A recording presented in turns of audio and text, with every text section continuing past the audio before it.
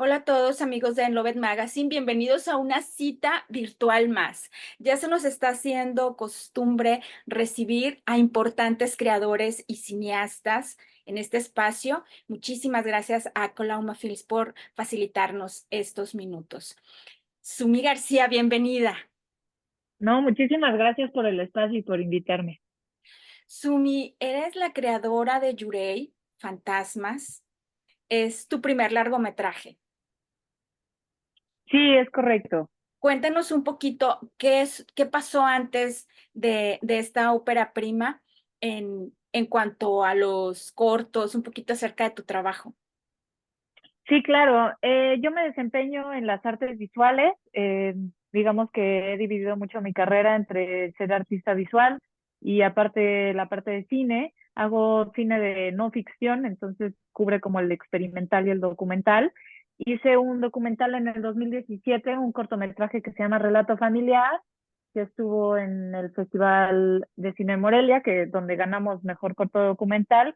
Fue nominado al Ariel, y tuvimos ahí una ronda bastante buena de festivales en lugares como Visión Durrell, Pic Valdivia, y después Los Años, que era como uno de corte experimental. Ujú. También ahí tuvo su rondita de festivales internacionales y ahorita ya estamos por acá. Este documental de Yurei, me gustaría mucho saber qué te inspiró a hacer este trabajo.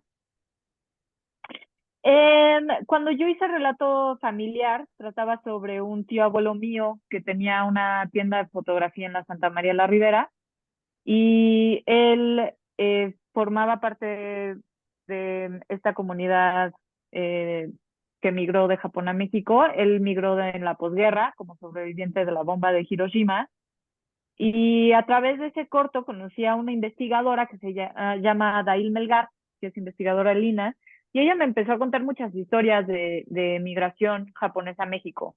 Y como descendiente de migrantes japoneses, me di cuenta que yo no sabía absolutamente nada y que pues, se me hacía muy fuerte, que no sabía nada. Y pues empecé a investigar muy de la mano con Dail. Dail tiene un trabajo académico muy importante sobre estas migraciones, y pues ella me llevó mucho de la mano. Fuimos a buscar personas que entrevistar en Tapachula, en Acapuyagua y en Ensenada, y luego en Morelos. Y se empezó como a ampliar la película y hacer como un recorrido geográfico, visual y también temporal de la historia temprana de la migración japonesa a México a principios del siglo XX. Qué interesante. Justo a eso iba mi siguiente pregunta, el proceso de investigación.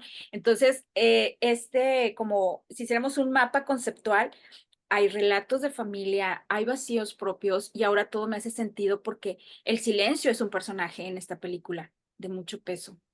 Lo que se Sí, dice es muy importante, pero lo que no se dice te eriza en ciertos momentos la piel.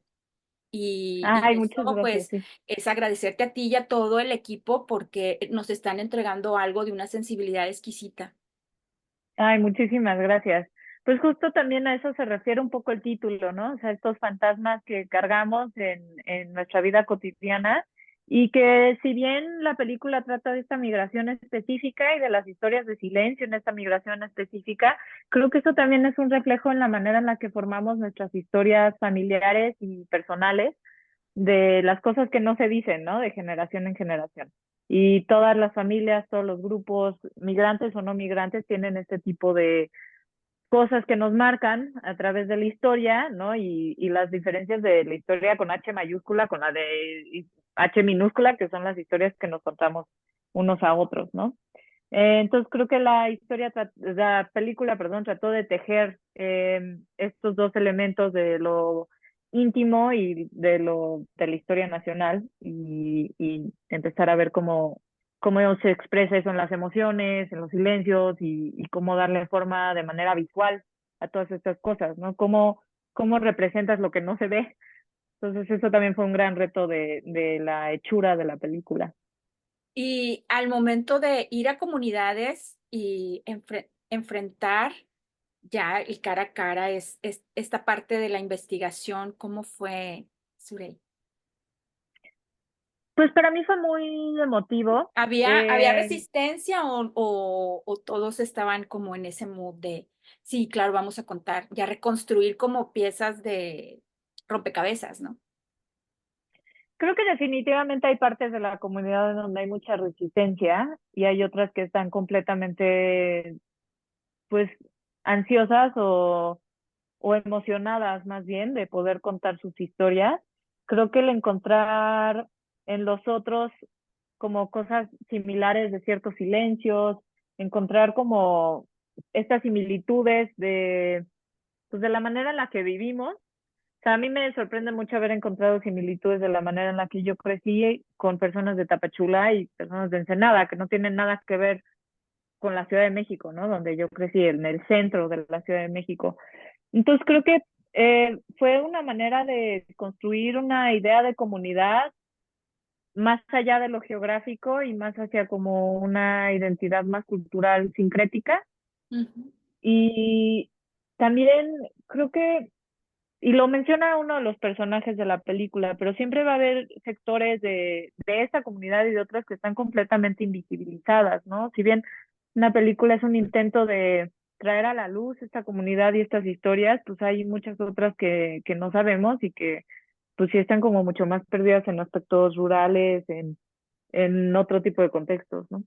Y la relevancia de, también de la historia de la comunidad Nikkei en México, cómo están realizando todos estos aspectos y como bien dices, la geografía les pone una distancia, pero la tradición los sigue hermanando.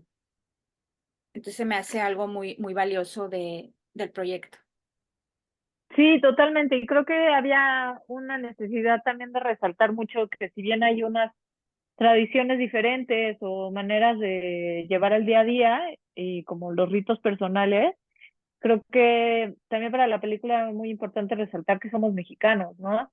Y que pues la manera en la que pensamos en cómo se conforma la mexicanidad y la identidad de México tiene que también incluir todas estas diásporas y todas estas como bolsillos de identidades distintas que quizá no se conforman al estándar homogéneo de la idea que tenemos del Estado-nación. Claro. Entonces, creo que era también resaltar no solo la niqueidad, sino pues otras migraciones históricas a México, ¿no? Y que pensemos un poco en la manera en la que vamos a integrar las migraciones futuras, las migraciones presentes, las migraciones internas y pues pensar en a quién excluimos cuando pensamos en lo mexicano.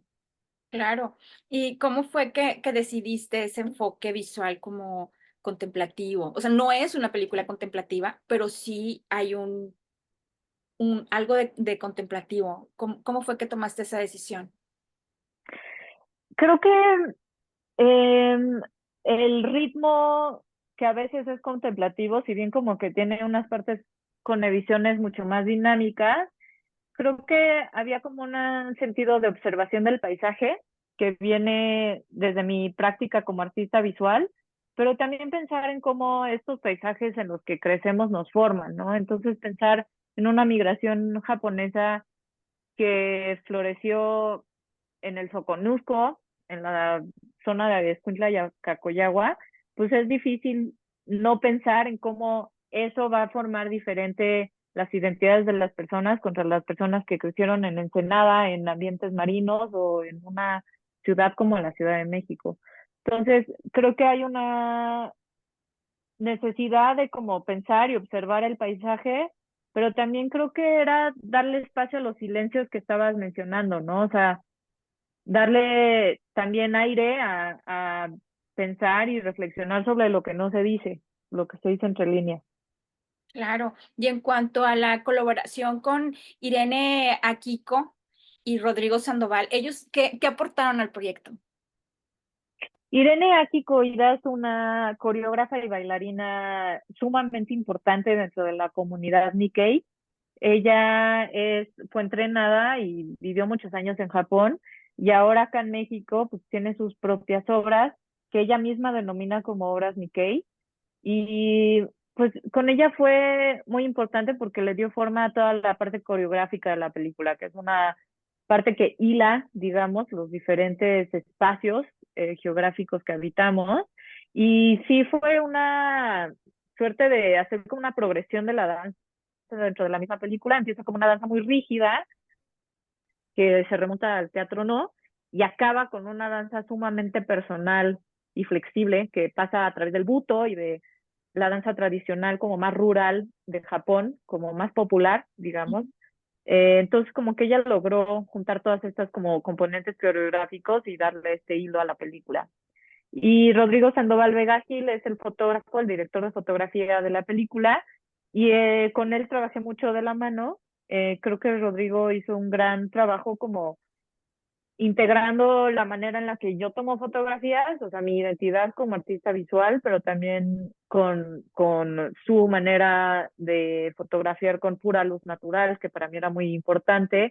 Hablamos mucho también de los claroscuros y de un poco dar este sentido de estética de cine japonés a través del posicionamiento de la cámara, de la manera de que encuadramos y ese tipo de decisiones formales.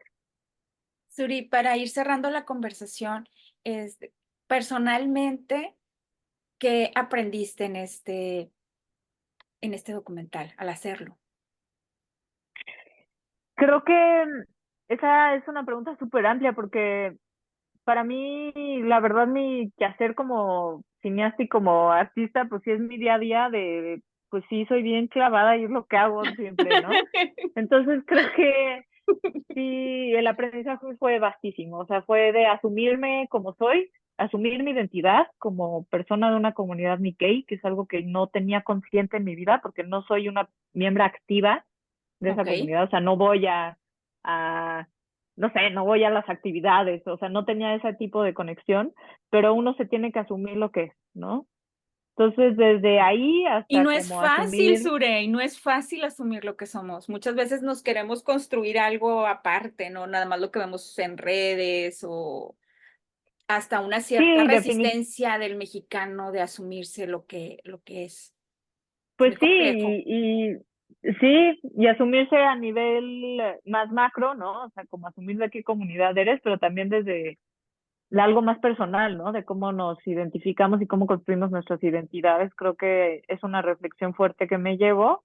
Y también un poco, creo que me solté un poco ya una vez acabada mi ópera prima, es como, ya hice la película como siento que se supone que tenía que ser una película, ¿no? Entonces como Ok. que sí sentí un tipo de libertad después de poder sacar una película, de ya salir adelante con las próximas y hasta ser más aventurera, supongo, en Ok. la ¿Y manera hay en la que algún contamos películas. proyecto en el que ya estés trabajando a Sí, futuro? ya estoy trabajando en mi próxima película que trata también sobre la construcción de identidad nacional, pero más a través del territorio y del internet.